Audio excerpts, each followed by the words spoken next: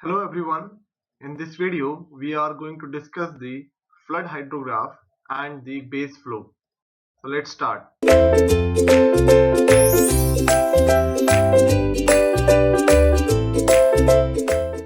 So we have studied about the hydrograph of a stream flow. So in general, when we say the hydrograph, we also mean by it that it is a hydrograph of the runoff, which is the graphical representation of the discharge flowing in a river at a given location with the passage of the time. That means it is the plot of discharge versus time, and it has been shown in the figure. So discharge in the river, that is shown in the y-axis, while the time either in seconds or in hours, that is shown on the x-axis. So initially, for the entire flow of the water in the river, this discharge versus time curve has been plotted. So in the river there was initially some flow. Whenever you see that a river is carrying certain discharge with it without the rainfall, so that is represented by this value, the initial position of the hydrograph. Then as the rainfall starts occurring, what happens? This value increases. The discharge carried by river, it slowly gathers the pace and it starts increasing with the progress of the time. And there comes a time when this discharge reaches the peak value, which is known as the peak flow, and the discharge corresponding to this peak flow is known as the peak discharge. Then as the rainfall recedes and the intensity reduces, then again it recedes down, and again if the rainfall picks up, or if the catchment is such that there is another area which is contributing towards the outlet point but late, then again we will have the second peak which will be staggered from the first one.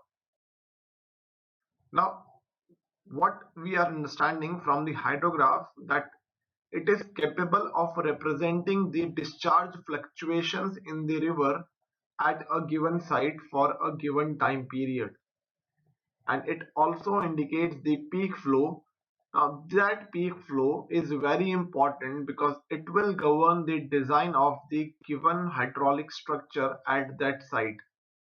So the maximum flow in the river due to any storm, that is known as the peak flow, and it will be different for different kinds of the storms. Then the base flow. So as we have studied that runoff, when we see, it is composed of the two components. First one is the direct runoff, second one is known as the base flow.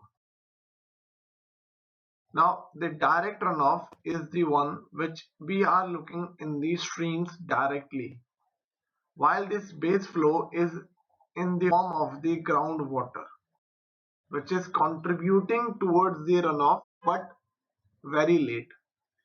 Now the runoff hydrograph, when we tell for the entire runoff, that is known as the flood hydrograph, because if the entire water is counted and if that is released simultaneously, it will create the chances of the floodings. Because of that reason, that particular hydrograph is known as the flood hydrograph, out of which a component is regarding the base flow. Now the river discharge, it constitutes of the surface runoff, which we know as the direct runoff, and the groundwater inflow, which is known as the base flow.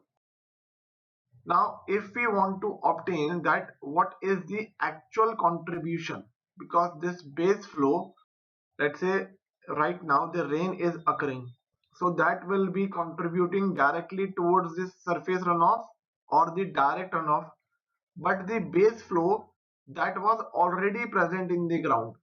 So it might be possible that this base flow that we are getting, it is representing the another rainfall which has occurred in the previous time. So to have a clear picture, to obtain the surface runoff graph, we must subtract the base flow from the runoff graph. And therefore it becomes necessary to understand the movements of the groundwater flow into a river, that how the groundwater discharges into the river. Now, as a matter of fact, this groundwater, it may sometimes enter a river or may sometimes get out of the river. That depends whether the level of the water in the river is above the water table or below the water table. Now, if the water is entering the channel, then it is known as the affluent stream. Or if it is getting out of the channel, then it is known as the influent stream. So the same channel, it may behave as an affluent as well as an influent with the changing seasons. For example, if you look at this image, this is the water table which was originally present. This is the water table shown with the red color. Now in the summer season, when the river is dry, this is the water level.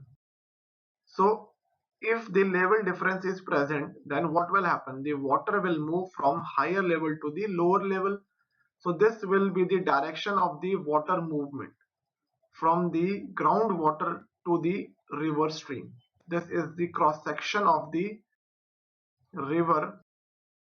So in this case,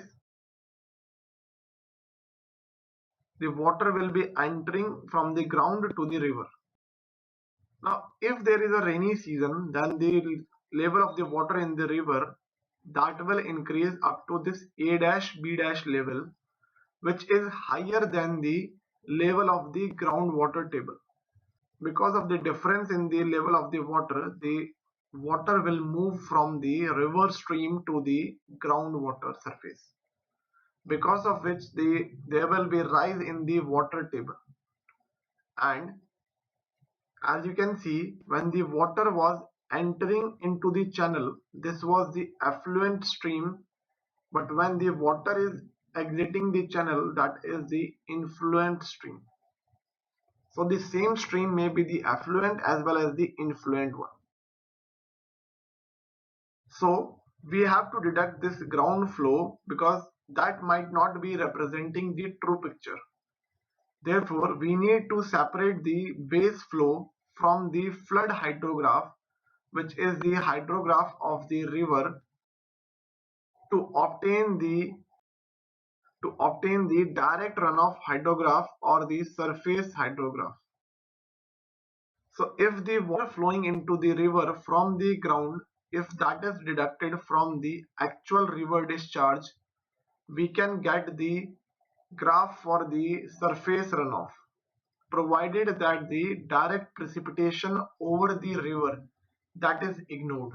And that is very important assumption, because what we are ignoring, that whatever rainfall is contributing directly towards the river, that is not counted. Therefore, in order to separate the surface runoff, the groundwater flow curve, that should be superimposed over the runoff hydrograph. Now the figure enclosed between these two curves, it will be representing the surface runoff hydrograph, which is also known as the direct runoff hydrograph. And in the coming lectures, we will discuss this term only as DRH, that is the direct runoff hydrograph. But this evaluation of the ground inflow curve, that is not easy, because we were not having the data points for the ground inflow. Hence, to separate this base flow, a straight line, as shown in the next figure AB, is drawn on the hydrograph of the river. So as you can see, this is a typical hydrograph which is obtained for the river flow. So this hypothetical line AB is drawn parallel to the time base. Now this point B, it cannot be precisely determined, but this is not of vital importance, because this point is taken as the point of greatest curvature near the lower end of the recession side, because it is representing that location where the surface runoff it ceases, where it stops, and after this point B only runoff will be because of the groundwater, and it is representing the groundwater depletion after that. Therefore, this portion BC is representing the groundwater depletion curve.